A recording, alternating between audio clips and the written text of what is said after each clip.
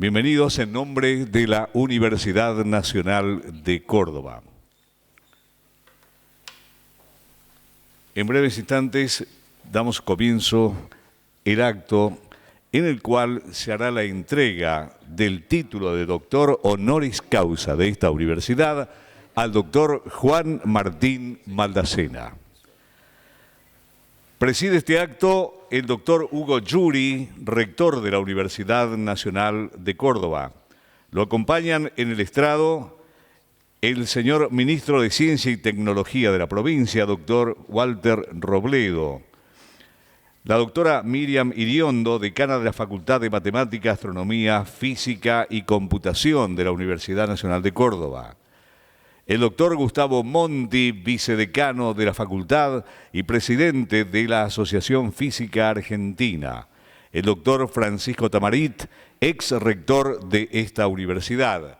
Además, se encuentran presentes decanos, vicedecanos, secretarios rectorales y autoridades de la Universidad Nacional de Córdoba. La doctora Esther Galina, secretaria de Gestión en Ciencia y Tecnología. Autoridades e investigadores del Consejo Nacional de Investigaciones Científicas y Técnicas, el señor presidente y miembros de la Academia Nacional de Ciencias, el doctor Juan Tirao, autoridades de la Municipalidad de la Ciudad de Córdoba, autoridades e integrantes de asociaciones vinculadas con la materia, como el Consejo Europeo para la Investigación Nuclear, autoridades, profesores y miembros de la Facultad de Matemática, Astronomía, Física y Computación de esta universidad, docentes, alumnos e invitados especiales, además de familiares de nuestro homenajeado. Señor rector de la universidad, doctor Hugo Yuri, señor ministro de Ciencia y Tecnología de la provincia, doctor Walter Robledo, señora decana de FAMAF, doctora Mirta Iriondo, señor vicedecano y presidente de la Asociación Física Argentina, Gustavo Monti, colegas, estudiantes, trabajadores, amigas y amigos de esta casa, familiares, querido Juan Martín. En primer lugar, quiero agradecer profundamente al rector y a los integrantes del Consejo Superior por haber acogido con entusiasmo y haber aprobado por unanimidad la propuesta que hiciéramos con un conjunto de colegas de FAMAF para entregar hoy a Juan Martín esta distinción que sin duda es la más importante que tenemos para reconocer la trayectoria de nuestros visitantes. Juan Martín, como pocos, reúne cada una y todas las condiciones que nuestra casa pide, que son suficientes para acceder a este honor. Quiero también contarles y agradecer muy profundamente al CERN que la visita de Juan Martín está vinculada a la realización en Córdoba de la 10ª Escuela de Física de Altas Energías para América Latina. Y para quienes no conocen, el CERN es el Consejo Europeo de Investigación Nuclear. Sin duda, una de las instituciones más prestigiosas en el mundo y reconocida no solo por sus resultados, sino por los logros de cooperación internacional. A las autoridades del CERN, en nombre de su directora ejecutiva, la doctora Fabiola Gianotti, toda nuestra gratitud. Y también quiero reconocer muy especialmente a 3 invitados de honor que tenemos hoy, que hicieron posible que Córdoba sea la sede de esta escuela. Me refiero a Nick Ellis, director de la internacional, de las famosas escuelas de física de altas energías que año tras año se realizan en todo el mundo. Al doctor Martin Mulder, que también nos acompaña, subdirector de escuelas, y a María Teresa Dova, una amiga, una prestigiosa colega de la Universidad de La Plata, que tuvo a su cargo la dirección local de esta escuela que se llevó a cabo hasta ayer en Villa General Belgrano. Sin el entusiasmo de ellos, sin su trabajo generoso, nada hubiera sido posible. Quiero también agradecer muy especialmente a la Universidad de Córdoba por todos los aportes que hizo para que sea posible hacer esta escuela. Aportes que fueron más allá de lo económico, que también fue importante. Me refiero al apoyo logístico brindado por el rector, por el rectorado, por la doctora Miriam Carballo, prosecretaria de Relaciones Internacionales, por su equipo de trabajo tan generoso. Y en lo personal quiero agradecer a dos personas, a Agustín Bosque y a María Sol Aramburu, porque ellos estuvieron todos estos días trabajando especialmente para que la logística de la escuela pudiese funcionar. También quiero agradecer muy especialmente a FAMAF y a la Asociación Física Argentina por los aportes que hicieron a esta escuela. Y también es muy importante agradecer a cada uno de los más de 70 estudiantes que estuvieron en Córdoba 15 días y más de 10 profesores que estuvieron formándolos. Y por un ratito, por un breve espacio de tiempo, Córdoba fue el centro neurálgico de los debates más modernos, más actuales, sobre un tema tan sensible como es el universo, este espacio difícil, indomado, desconocido que habitamos. Yo quiero presentar a Juan Martín, pero no quiero hacer una lectura lineal de su currículum. Cuando se lea la resolución bien destaca todos sus logros personales. Si hay tanta gente en un doctor honoris causa es porque la trayectoria de Juan Martín ha trascendido lo académico y hoy es una persona reconocida, yo diría, por toda la sociedad argentina con mucho orgullo. Juan Martín encarna en una persona muchas de las cualidades imprescindibles para el conjunto de la humanidad, pero además su historia nos guía en la comprensión de esta personalidad tan afable, tan tranquila y generosa, que nos sorprende con su humildad, con su sencillez, y aún cuando todos sabemos que su mente atesora, gestiona y produce las ideas más innovadoras en la historia moderna de la ciencia, descubrimos en Juan Martín esa persona común, parecida a cada uno de nosotros. Es importante destacar que es el físico que ha conseguido más citaciones en la historia de la ciencia. Y nosotros, que somos en particular, que soy físico, sabemos lo importante y lo difícil que es conseguir que nuestro trabajo cobre esta dimensión universal.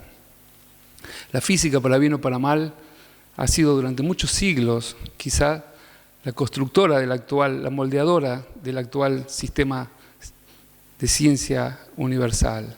Y si bien hoy otras disciplinas acaparan quizá más atracción que la física, sigue siendo cierto que esta disciplina, tan inescrutable para muchos, sigue siendo la responsable para explicar los misterios más insondables del universo, en todas sus escalas, desde lo microscópico a la escala universal.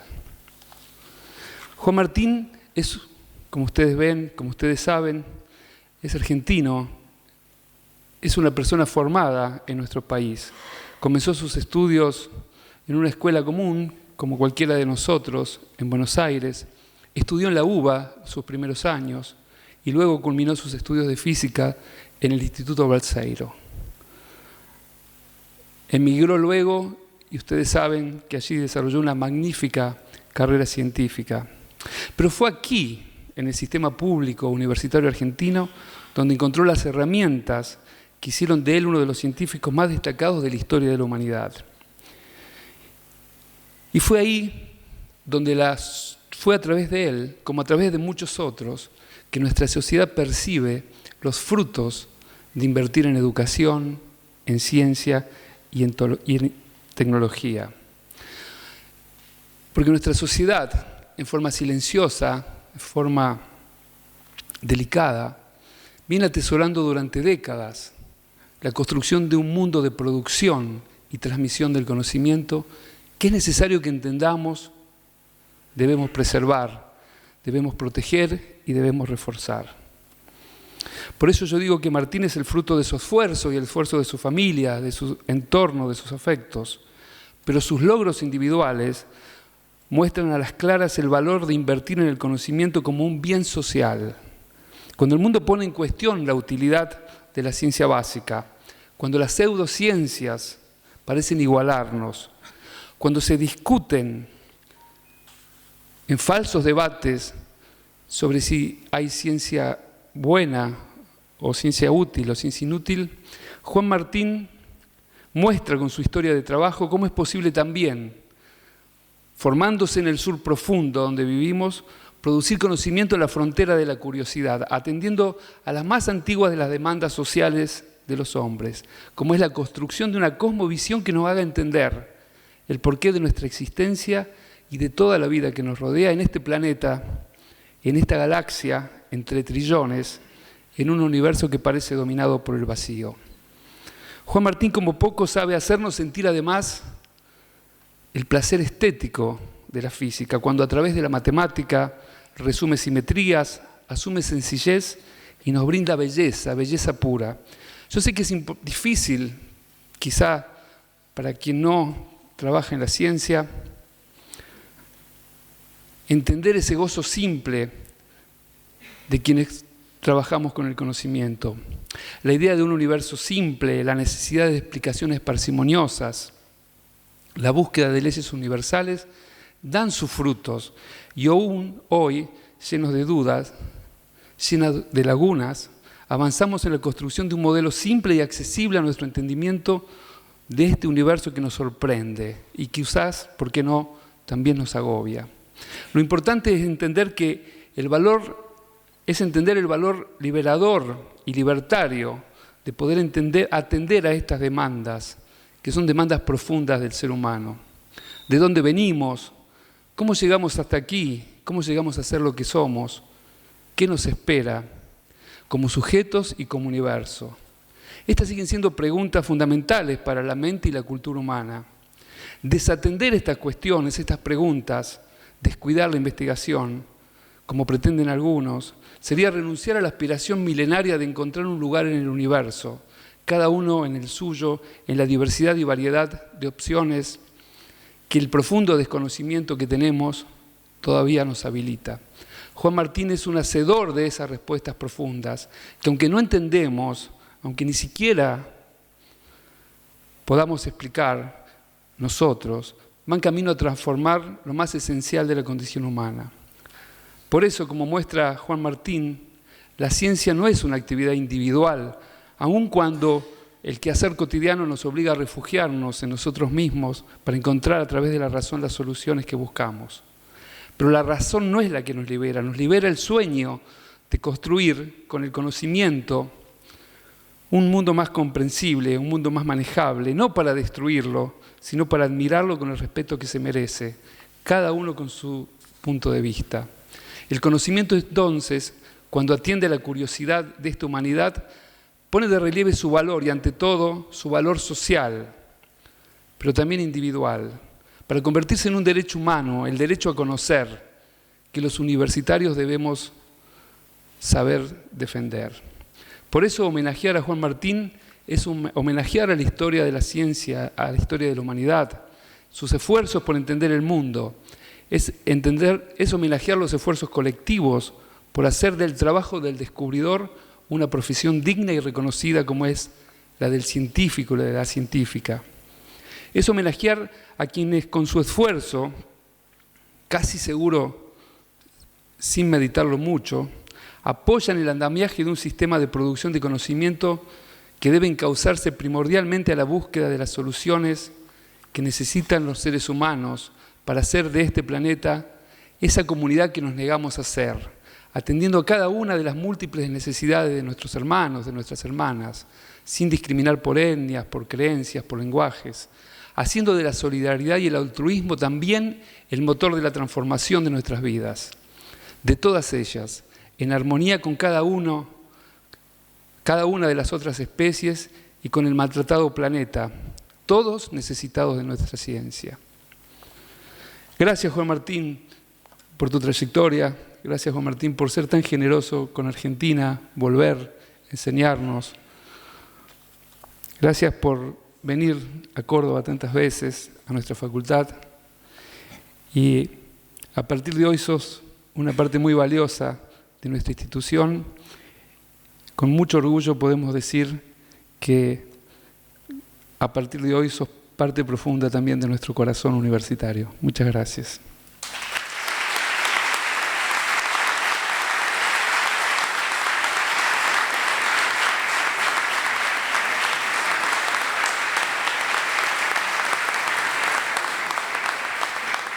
Muchas gracias por esta presentación, doctor Francisco Tamarit. Vamos a invitar a nuestro rector, el doctor Hugo Yuri, a realizar la entrega del diploma que acredita al doctor Juan Martín Maldacena como doctor honoris causa de esta universidad y la entrega además de una medalla recordatoria de este momento.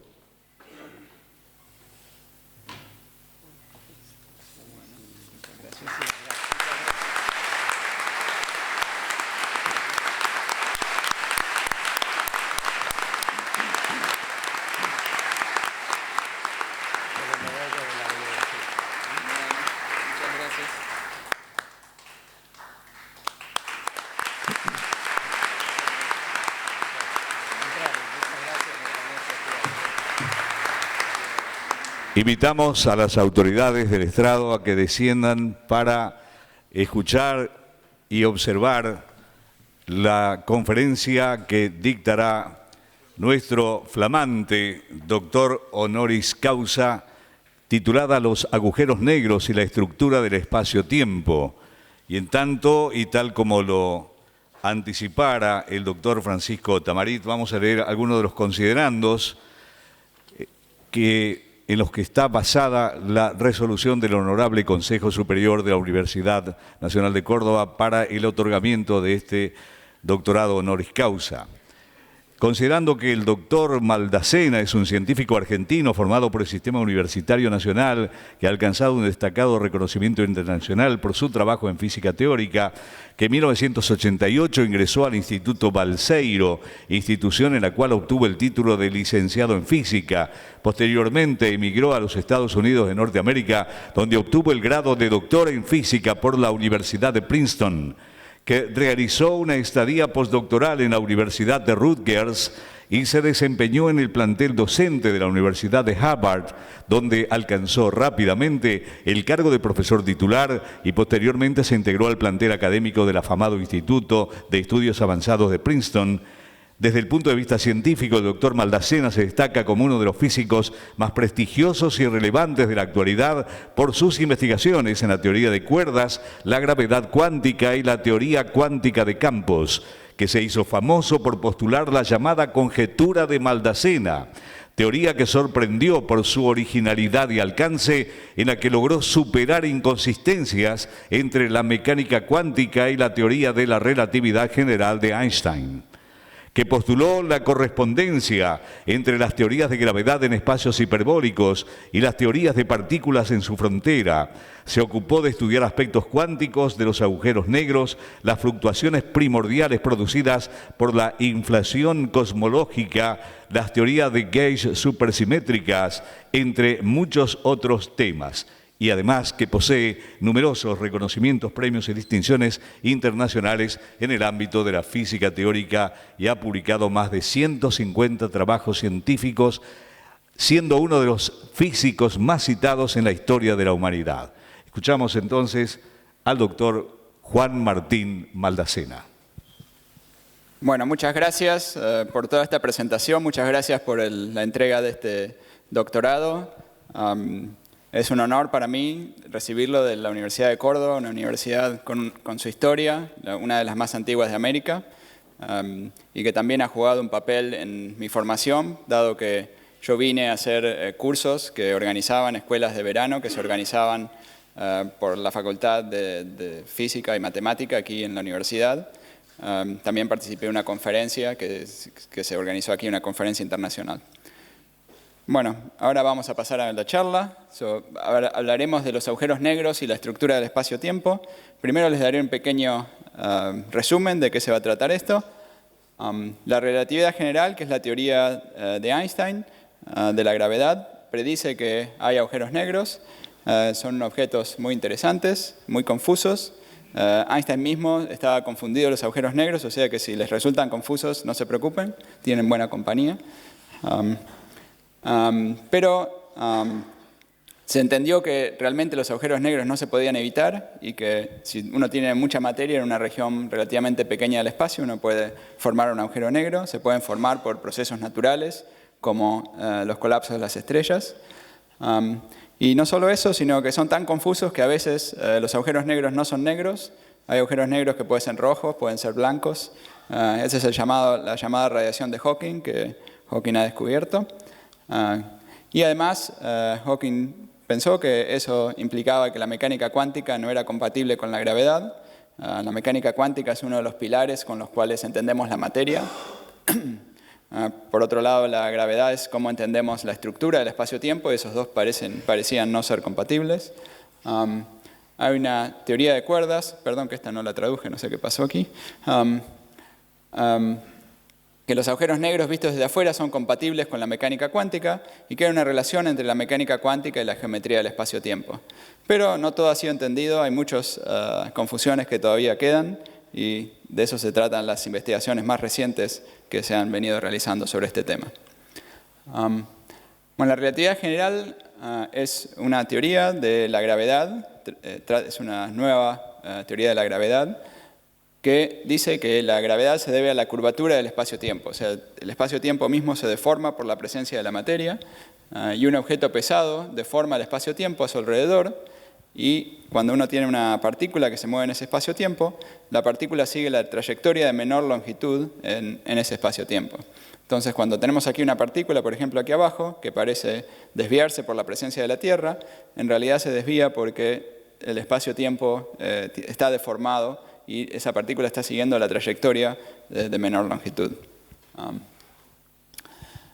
Una cosa importante que quiero enfatizar en cuanto a esto es que la gravedad cambia como fluye el tiempo. Por eso hablamos del espacio-tiempo como un objeto compuesto, digamos, de estas dos partes, el espacio y tiempo.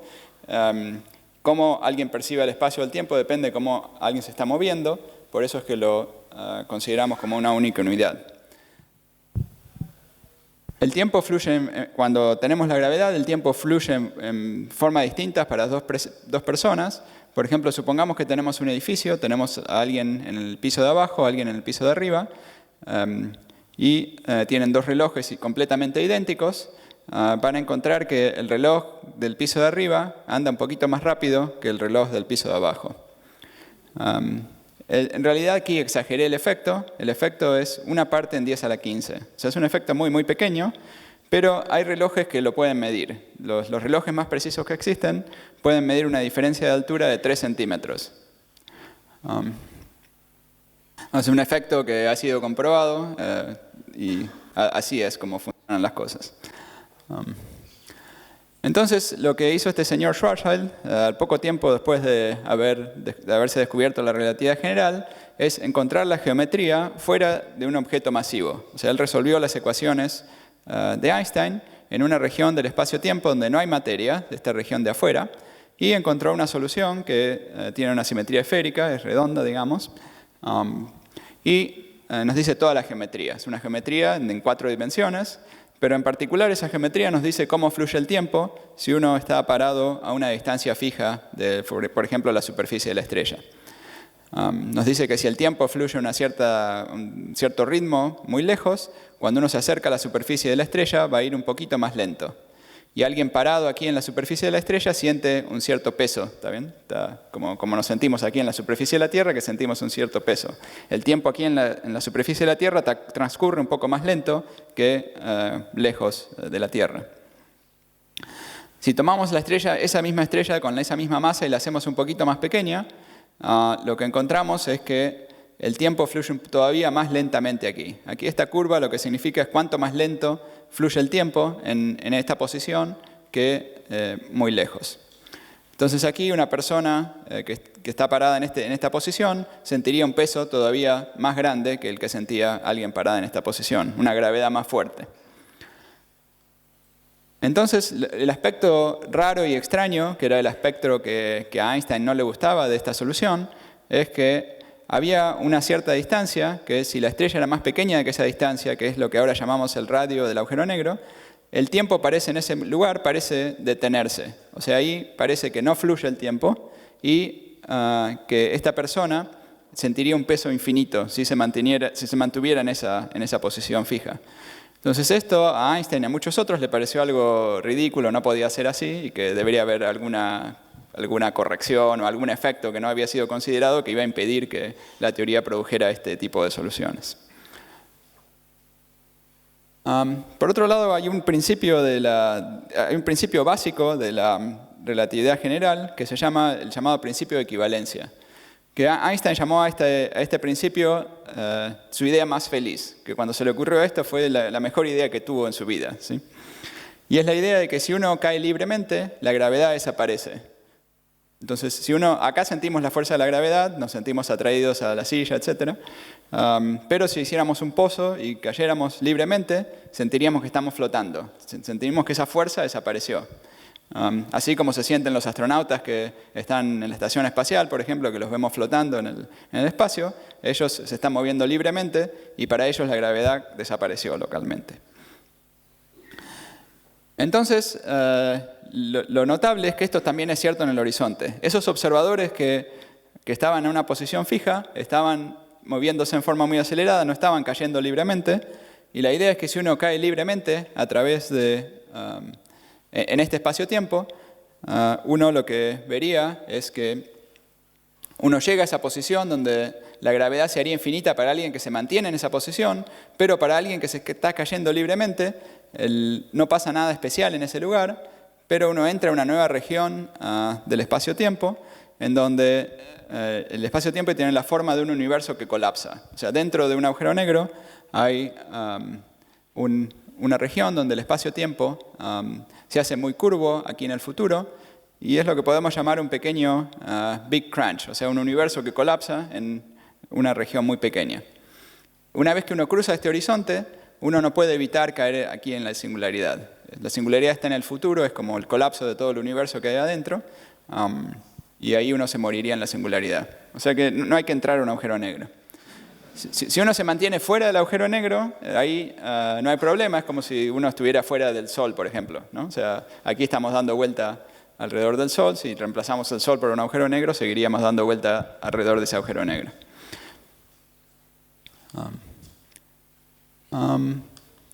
Entonces, hay varias cosas que se entendieron. Llevó bastantes años lograr entender estas cosas, pero se entendió que una vez que cruzamos el horizonte no podemos volver a salir y que hay estrellas que pueden colapsar en un agujero negro. También que hay objetos en el espacio que parecen ser agujeros negros. Quizás una de las mejores maneras de ver a los agujeros negros es algo que se ha logrado recientemente, que es encontrar ver las ondas gravitatorias que emiten los agujeros negros. Si hay dos agujeros negros que están muy cerca uno del otro, están en órbita uno alrededor del otro y emiten estas ondas gravitatorias y eventualmente colapsan en un gran agujero negro. Y esas fluctuaciones del espacio-tiempo son ondas que llegan hasta aquí y con estos detectores de ondas gravitatorias se logran ver estas ondas y se puede comparar la predicción que uno tiene de acuerdo a la teoría de Einstein con la suposición de que los que chocan son dos agujeros negros con las ondas que se observan y uno ve que hay una correspondencia bastante precisa entre las dos. O, bueno, que son compatibles al menos con la precisión experimental que se tiene. Este experimento tiene una historia de Córdoba muy importante y es el hecho de que Gabriela González, que es la representadora, la vocera del experimento LIGO, que es el que detectó estas ondas gravitatorias, fue alguien que se formó aquí en la Universidad de Córdoba, aquí en la Facultad de Ciencias Físicas de Córdoba. Y yo recuerdo, bueno, había mencionado que hubo una conferencia internacional sobre relatividad general que se hizo aquí en Córdoba, o sea que aquí en Córdoba es el estudio del espacio-tiempo, el estudio de la gravedad de estos temas, se ha seguido haciendo no ahora, sino desde hace muchos años, un grupo muy activo y que ha formado mucha gente estudiando este tipo de temas, que está en la vanguardia del mundo estudiando este tipo de temas. Ahora volvamos a los agujeros negros. Y aquí vamos a hablar de una nueva predicción que da origen, que se produce cuando uno considera la mecánica cuántica en presencia de un agujero negro. Y es el hecho de que los agujeros negros pueden ser blancos. Esto indica que es un poco confuso, ¿no? El nombre lo eligieron mal, ¿no? Pero bueno, la idea es que las leyes de la mecánica cuántica implican que los agujeros negros emiten una cierta radiación y emiten radiación como si fueran un objeto caliente. Entonces, si uno tiene una estufa, por ejemplo, uno puede sentir la radiación o el calor que sale de una estufa. Si uno calentara una estufa o cualquier material a temperaturas muy altas, se vuelve rojo. Por ejemplo, un metal, por ejemplo, si ponen un alfiler en una llama de una vela, ven que se pone rojo. En el caso de los agujeros negros, la temperatura del agujero negro se hace más grande cuanto más chiquito es el agujero negro. Entonces, si uno tuviera un agujero negro suficientemente chiquito, el agujero negro se vería blanco. Entonces aquí puse la temperatura de agujeros negros de distintos tamaños. Si uno tuviera un agujero negro de la masa del Sol, la temperatura es súper pequeña. Esto es una temperatura súper chica que no se puede medir en la práctica. Es tan chiquita. Por eso este efecto de la radiación de Hawking no se ha podido medir en los agujeros negros que se forman naturalmente, que son agujeros negros muy grandes. Como un comentario aparte, voy a decir que hay un fenómeno muy similar a la radiación de Hawking, que es la generación de las fluctuaciones primordiales al principio del universo, que ese sí es un fenómeno que tiene consecuencias para nuestro universo y que se cree que se ha detectado de otras maneras. Pero bueno, volviendo a los agujeros negros, si uno tuviera un agujero negro que tiene el tamaño de una bacteria, el tamaño de la longitud de onda de la luz, entonces tendría una temperatura,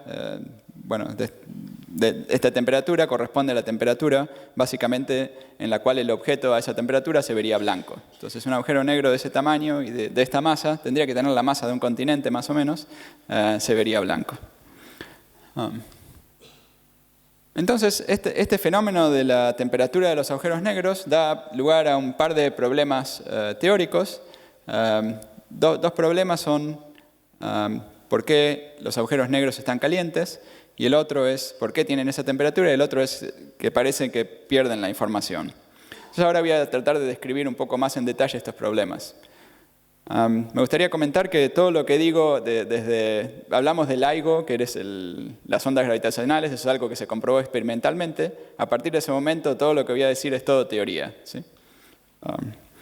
Que no ha sido comprobada experimentalmente, pero que se basa en los mismos principios, los principios de la relatividad de Einstein, los principios de la mecánica cuántica, principios muy sólidos de la física.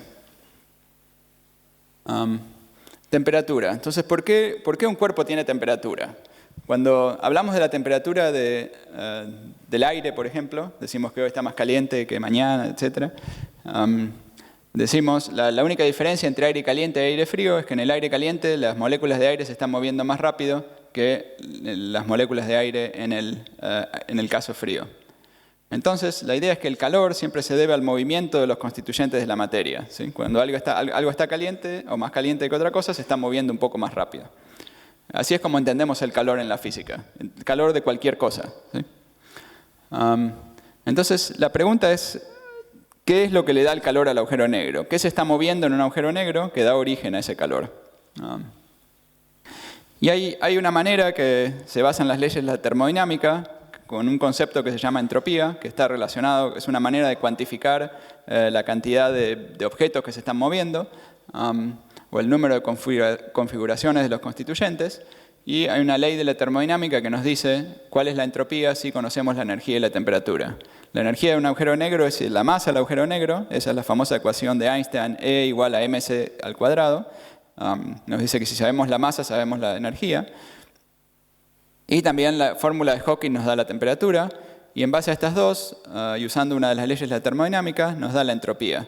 Y la entropía tiene una forma muy peculiar, que es que la entropía es igual al área del horizonte del agujero negro en unidades que se llama la longitud de Planck, que es una longitud que se forma con las constantes fundamentales de la gravedad y la mecánica cuántica, que nos da una longitud de 10 a la menos 33 centímetros. O sea que esta es la entropía o el número total de estados, el número total de bits, unidades de información o unidades, en realidad de información cuántica serían qubits, que necesitaríamos para describir el agujero negro. Entonces, hay una ley de la termodinámica que nos dice que la entropía siempre aumenta. Y por suerte vino de nuevo, hay una ley de la relatividad de Einstein que nos dice que cuando uno tiene un agujero negro, el área del horizonte siempre aumenta. Y esa es una consecuencia de las ecuaciones de Einstein, que se había entendido antes, Hawking la había entendido antes de descubrir la temperatura y todos esos efectos termodinámicos. Es una propiedad, si se quiere, simplemente geométrica de los agujeros negros, que viene de la geometría de los agujeros negros y la geometría de la propagación de las señales en los agujeros negros. Pero esa propiedad está relacionada con la mecánica con la termodinámica. O sea, a partir de ecuaciones completamente clásicas, como las ecuaciones de Einstein, uno ve comportamientos que se parecen a las leyes de la termodinámica, que normalmente son el resultado de hacer un promedio sobre configuraciones microscópicas del sistema. Entonces, una de las preguntas es cuáles son los constituyentes fundamentales de los agujeros negros. Esta pregunta es importante porque serían los constituyentes microscópicos del espacio-tiempo. Entonces, entender un poco mejor los constituyentes del agujero negro nos dicen de qué está hecho el espacio-tiempo. El segundo problema que iba a mencionar es el problema de la pérdida de la información, que es se basa en lo siguiente. Uno puede formar un agujero negro de distintas maneras, pero el agujero negro siempre se evapora de la misma manera. Siempre emite radiación, la radiación hace que el agujero negro pierda masa y el agujero negro se va haciendo cada vez más chico hasta que al final se supone que desaparecería completamente, pero emite radiación térmica sin información de lo que cayó en el interior, al menos como cuando se calcula en una forma aproximada como lo calculó Hawking. Pero la pregunta es cómo sería la descripción correcta. Debería haber pequeñas y sutiles diferencias en esa radiación y esas diferencias dependerían de cómo se formó el agujero negro. Para eso necesitamos una descripción del espacio-tiempo que sea consistente con la mecánica cuántica. Y esa descripción solo la tenemos en casos especiales. Y una descripción de esas se basa en la teoría de cuerdas, que no voy a describir en absoluto, pero a través de esa teoría uno puede llegar a una descripción en donde uno puede describir el interior de un espacio-tiempo en términos de partículas o objetos que se mueven en la frontera. Estas partículas interactúan fuertemente entre sí, pero viven en un espacio-tiempo rígido sin gravedad, o sea, se pueden describir con la mecánica cuántica más o menos ordinaria. Entonces aquí tenemos una representación de esto, tenemos un objeto que se mueve en el interior y tenemos partículas fuertemente interactuantes. Este movimiento medio extraño que tienen las partículas significa que están interactuando fuertemente, es una manera artística de representarlo. Ambos se supone que describen lo mismo. O sea, hay dos maneras de describir la misma realidad. Una es en términos de estos objetos que se mueven en el interior y la otra es en términos de estas partículas que fuertemente interactuantes en la frontera. Y lo interesante es que de la misma manera que se pueden describir objetos, también se pueden describir agujeros negros.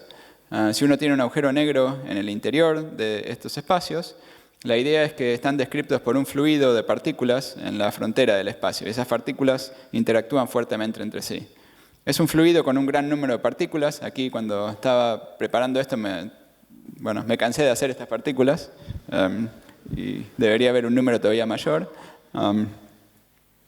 Y esa es la descripción del agujero negro. Entonces, la idea es que la temperatura y la entropía de los agujeros negros se debe a la temperatura y entropía del movimiento de estas partículas en la frontera.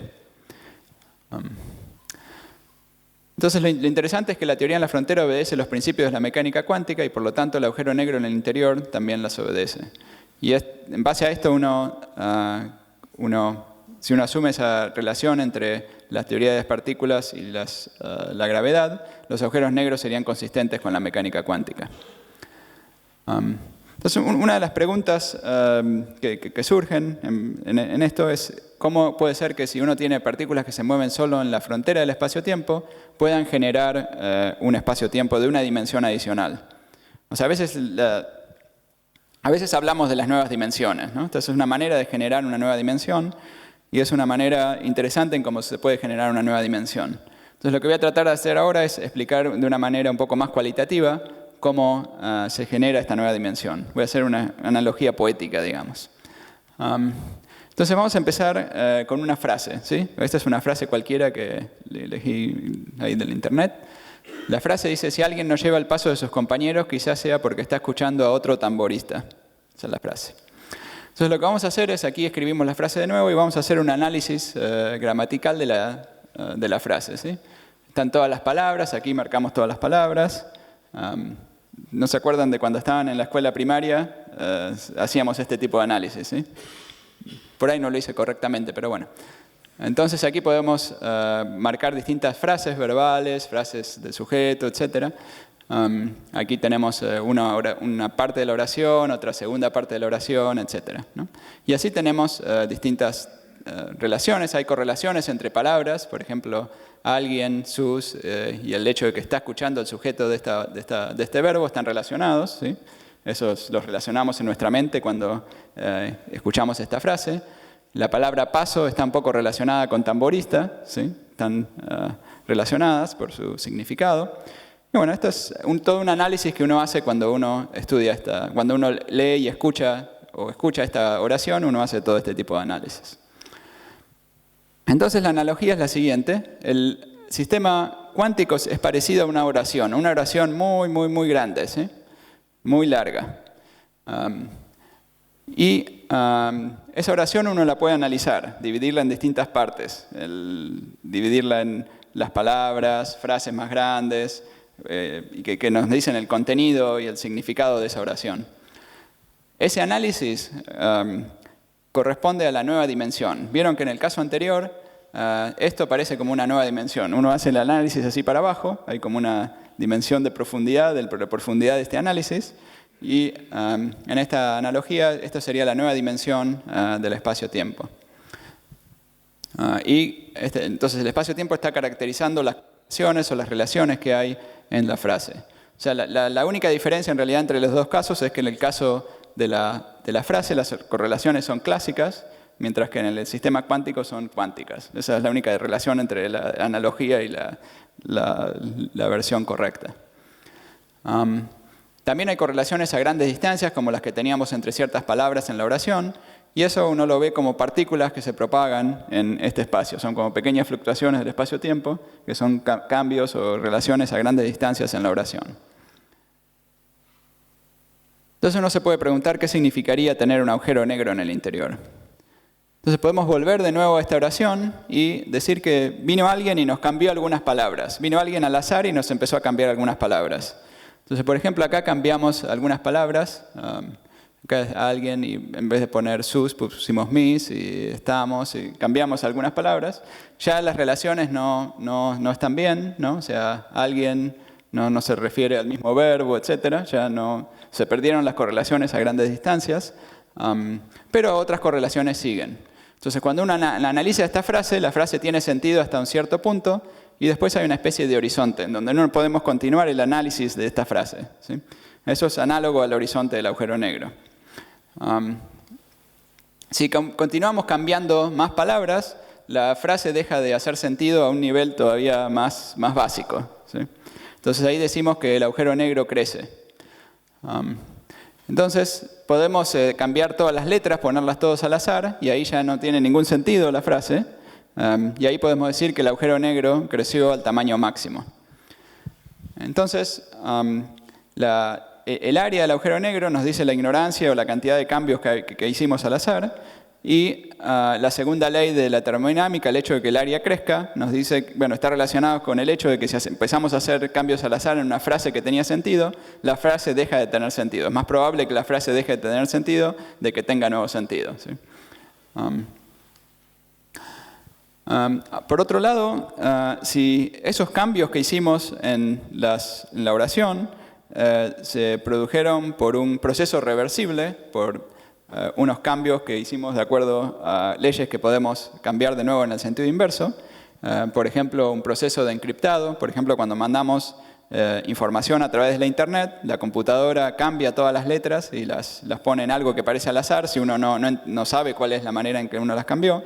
Y de esta manera uno puede prevenir que un ladrón se agarre de toda la información que uno manda por la Internet. Eso se llama un proceso de encriptado. Entonces, si esta secuencia de letras fue producida por un proceso de encriptado, uno puede invertir ese proceso y recuperar la información original. Ahora, la idea es que las leyes de la física en la frontera, o sea, en la frontera habíamos dicho que teníamos algo como una frase, que en realidad es un estado de un sistema cuántico. Las leyes de la física cambian el estado cuántico, son las leyes de evolución o las leyes del movimiento del sistema, nos lo cambian, pero lo cambian en una forma reversible. Son parecidos a este proceso de encriptado, que toman un estado y nos producen un nuevo estado, pero en forma siempre reversible. Por lo tanto, podemos deshacer el proceso de formación del agujero negro y recuperar la información inicial que teníamos en el estado inicial. Esa es la idea. Muy bien. Ahora voy a pasar a describir otro aspecto, básicamente es un aspecto muy similar al que describimos en esta analogía de la frase, que es el aspecto entre el entrelazamiento y la geometría. En el caso de la frase hablamos de correlaciones, de relaciones que había entre distintas palabras, y son los que llamamos relaciones clásicas entre las palabras. Correlaciones que uno tiene en la vida cotidiana, que aparecen en muchos sistemas, muchas cosas. En la mecánica cuántica se puede producir un tipo de correlación que es un poco más fuerte que las correlaciones que hay en los sistemas clásicos, que se llaman entrelazamiento. Es también un tipo de correlación, pero particular de la mecánica cuántica. Es un tipo de correlación en la mecánica cuántica, y a través de esta relación holográfica, o de la relación entre el interior y la frontera, uno la puede relacionar con la geometría del espacio-tiempo. Y vamos a describir básicamente solo un ejemplo de esto.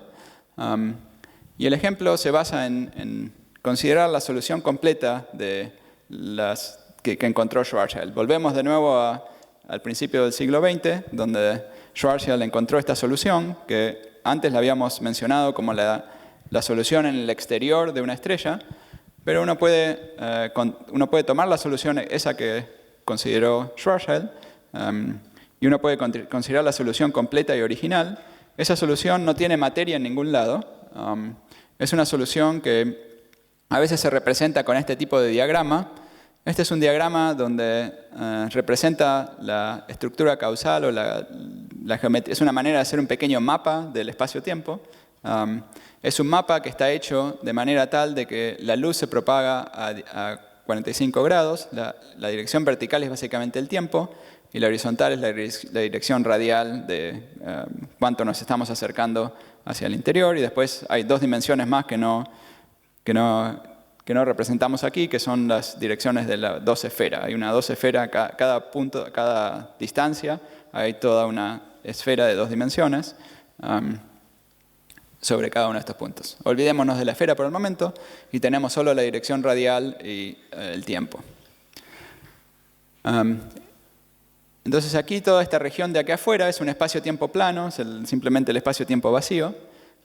Esta línea de aquí representa el horizonte del agujero negro. Si uno tiene luz que parte desde el interior del agujero negro, lo más rápido que se puede propagar hacia afuera es a la velocidad de la luz, y a esta velocidad llega a esta región, que esta línea horizontal representa la singularidad del agujero negro. Entonces, si alguien quiere mandar una señal al exterior, solo la puede mandar desde esta región. O sea, desde aquí uno puede mandar una señal hacia afuera y va a llegar hasta la región de muy lejos. Estas líneas representan la región muy lejos del agujero negro. Lo sorprendente de esta solución es que en realidad hay dos espacios planos vacíos. Uno es una región que parece como el exterior de un agujero negro, que es esta parte de aquí, y aquí hay otro exterior del agujero negro. Y ambos exteriores están unidos a través tienen un interior común. Y esta es una solución que, no es una solución exótica, es la primera solución exacta que se encontró de las ecuaciones de Einstein. Es esa solución que Schwarzschild encontró. Pero es un objeto un poco extraño. Y llevó un poco de tiempo entender que esta era la geometría que describía el agujero negro. Pasó por muchas personas que entendieron distintos aspectos de esta geometría. Pero bueno, esto se entendió más o menos en los años 60, este diagrama. Entonces, uno puede interpretar, hay una solución muy similar a esta que se puede interpretar como una especie de túnel o agujero de gusano, donde uno tiene dos agujeros negros que están separados en el espacio, pero están unidos a través del interior, están relacionados a través del interior, comparten ese interior. Es una solución posible de las ecuaciones de Einstein. Entonces esto es un par de agujeros negros. Hay una cosa que tengo que enfatizar, es que no sabemos qué tan difícil es producir esta situación.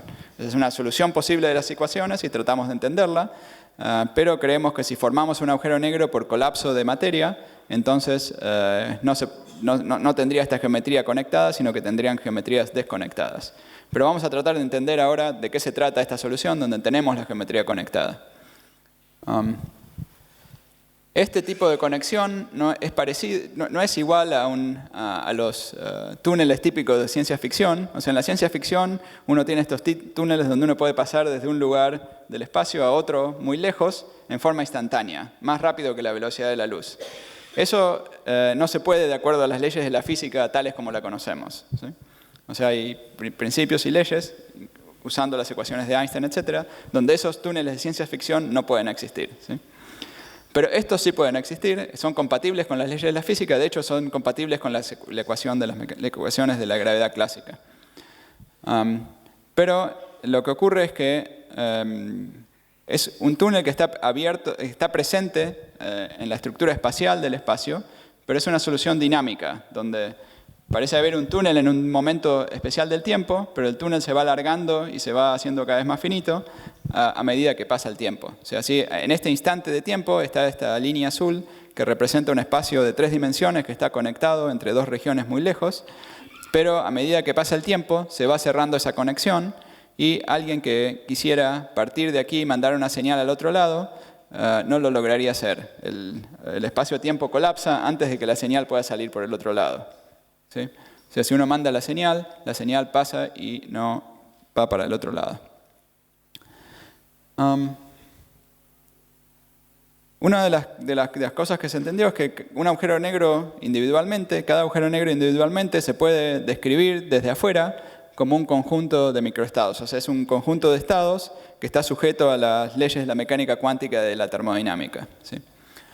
Y la idea es que si uno tuviera 2 estados cuánticos, esos estados pueden estar entrelazados o relacionados cuánticamente, y si están entrelazados de esa manera, la idea es que habría una conexión geométrica tal como está en la solución de Schwarzschild que habíamos visto. O sea, la solución de Schwarzschild corresponde a un estado entrelazado particular,